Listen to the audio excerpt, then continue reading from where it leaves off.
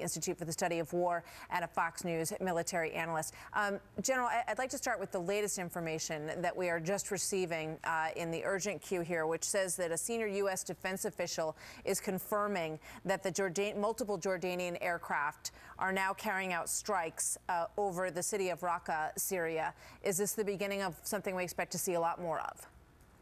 Well, I think certainly Jordan's response and the king's rhetoric, given the horrific nature of what took place, that butchery that we saw by the ISIS butchers, that this is something to be expected. This will continue for some time. But he has limited capability, Martha, in terms of his air power, and also his ground capability is also limited. So the fact of the matter is, the good thing, the people have rallied around this horrific act.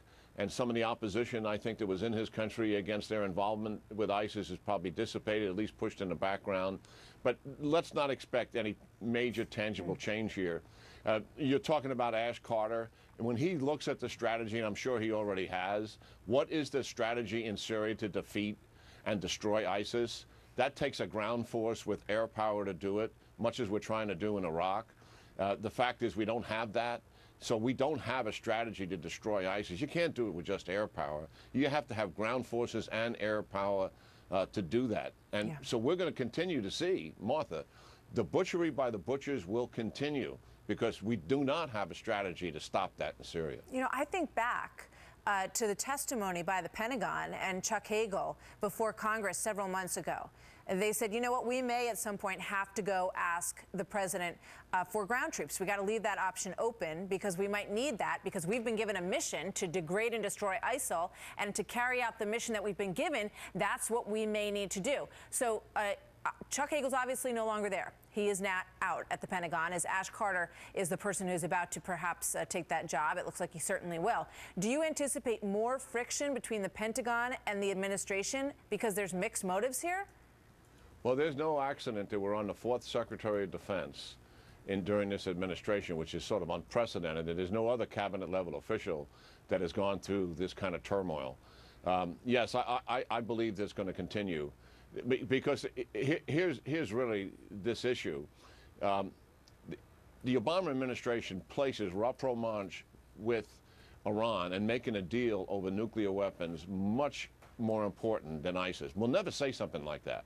But the truth is that Turkey, Saudi Arabia, Jordan, and the UAE have been urging us to establish a no-fly zone in Syria to shut down Assad's air power so that the Free Syrian Army could be free and not be pounded every day, and we could begin to develop a ground force.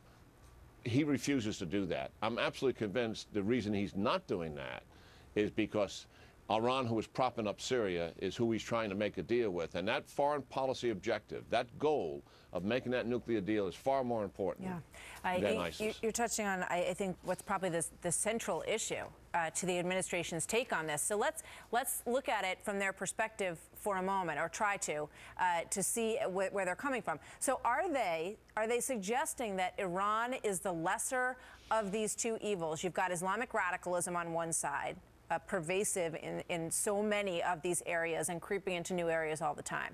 And then you've got Iran. So are they betting that if we can get Iran on our side, that they will help to defeat these nefarious Islamists in their region ultimately? Is that their bet? I think this administration from the beginning, I was on the Defense Policy Board advising the Secretaries of Defense, 3 of them, over a course of almost 10 years. When this administration came in, I was convinced, at least, although their policy was unstated, that their policy with Iran was to make a deal, and if Iran got nuclear weapons, that they would be able to contain them. And they never intended ever to use military force or to do anything that would encourage Israel to use military force. I believe that has been their policy from the outset. So that would say then that, yes, Iran's a nation state, despite its trying to achieve regional hegemony, despite it's been killing U.S. for 35+ years, using proxies to do it. They are the world's #1 state sponsor of terrorism. Despite all of that, yes, the administration would put a rapprochement with Iran and some form of detente way ahead of dealing with ISIS. Well,